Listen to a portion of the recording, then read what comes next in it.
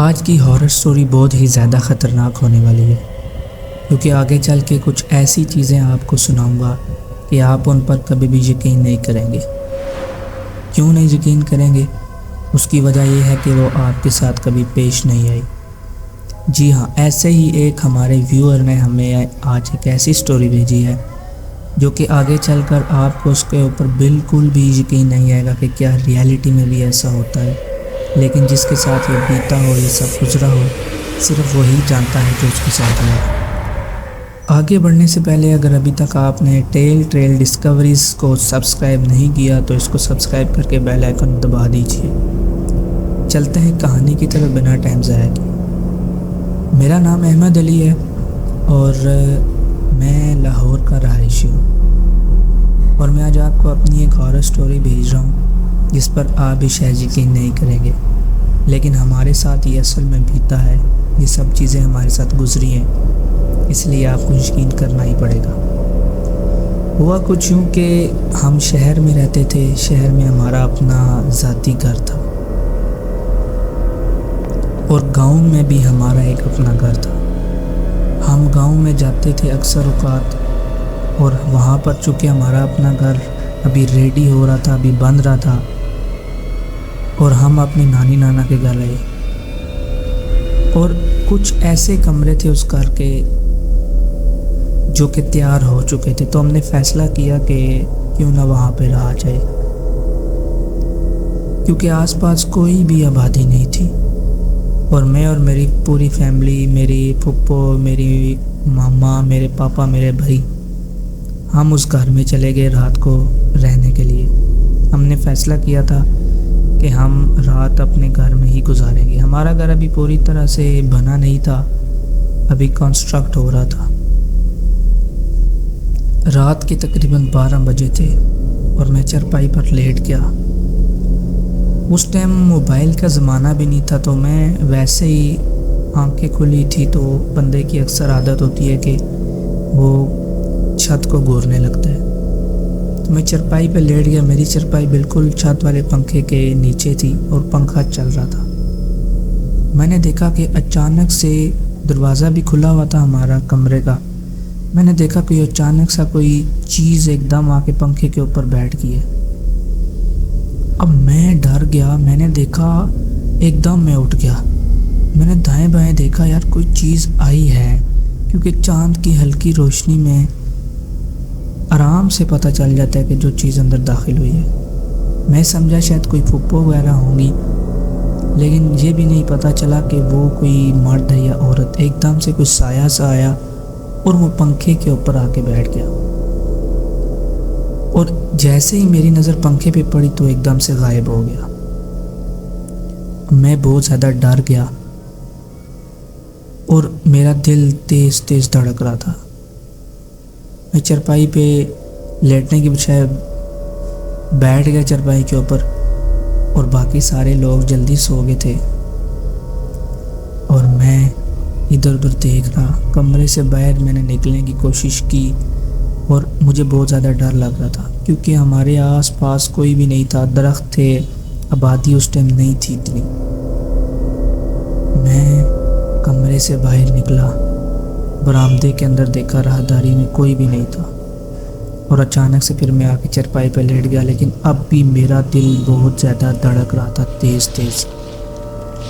میں نے کبھی اس طرف کروٹ لینا شروع کی، کبھی اس طرف۔ اچانک سے پھر میں نے دیکھا کہ وہ چیز دوبارہ سے آ کے پنکھے پہ بیٹھ گئی، اور وہ اب سایہ مجھے دیکھ رہا تھا۔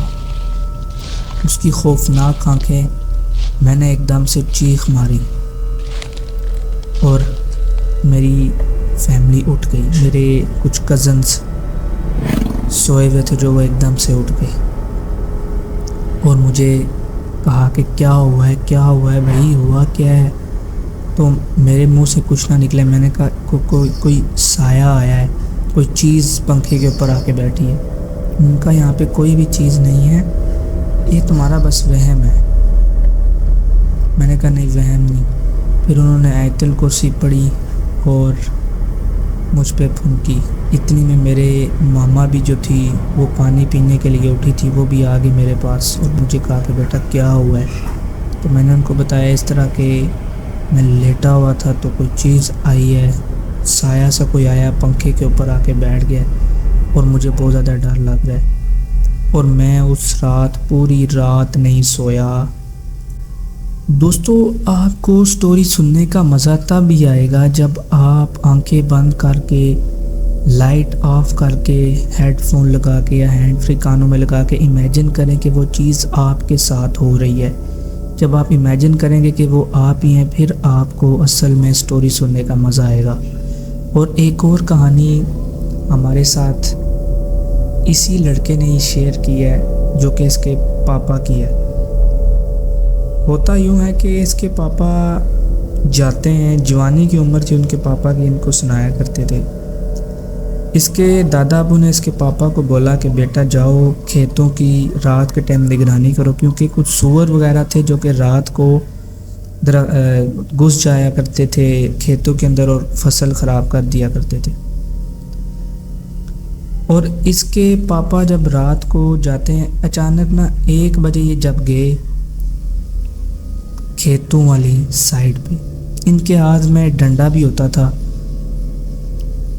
اور ایک گن بھی ہوتی تھی، جس کو آپ عام طور پہ شکاری گن کہتے ہیں۔ اس کے پاپا جب جاتے ہیں درختوں والی سائڈ پہ تو اچانک سے درخت ہلنے لگتے ہیں اور چیخوں کی آوازیں آنے لگتی ہیں، لیکن اس کے پاپا ڈرتے نہیں ہیں، وہ وہیں پہ کھڑے رہتے ہیں۔ اچانک سے درخت سے کچھ چیز نیچے اترتی ہے اور اس کا قد لمبا ہو جاتا ہے۔ اس کے پاپا کو پتہ چل جاتا ہے کہ یہ کوئی جن بھوت ہے۔ اس کے پاپا اب ڈرتے نہیں ہیں، کیونکہ ان کے ساتھ پہلے بھی یہ ہو چکا تھا، اور یہ کہتا ہے کہ میرے پاپا بہادر تھے، وہ ان چیزوں کے اوپر یقین نہیں کرتے تھے۔ جب ان کے ساتھ یہ ہوا تو انہوں نے ڈنڈا دکھایا اور اس کو مارنے کی کوشش کی، لیکن وہ غائب ہو گیا۔ اور میں نے یہ آپ کو بتاؤں کہ اس کے پاپا جو تھے وہ انہوں نے ہمیں بتایا کہ انہوں نے اپنے اوپر آیت الکرسی وغیرہ پھونک دیے اور ڈنڈا زور زور کے ہلایا اور زور زور کے آوازیں لگانے لگے کہ جو بھی ہے چلا جائے ادھر سے۔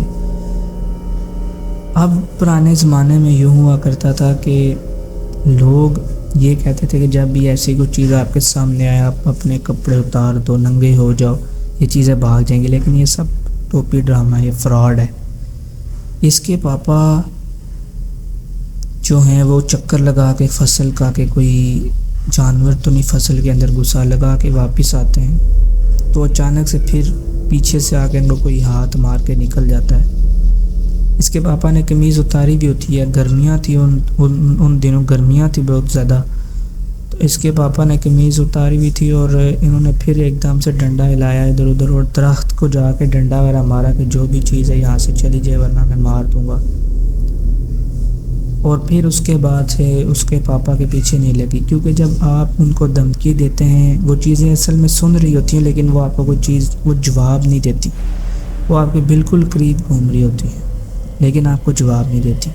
خیر اس کے بعد یہ کہتا ہے کہ میرے پاپا اکثر جب بھی جایا کرتے تھے کوئی ان کے ساتھ ایسا ویسا واقعہ پیش نہیں آیا۔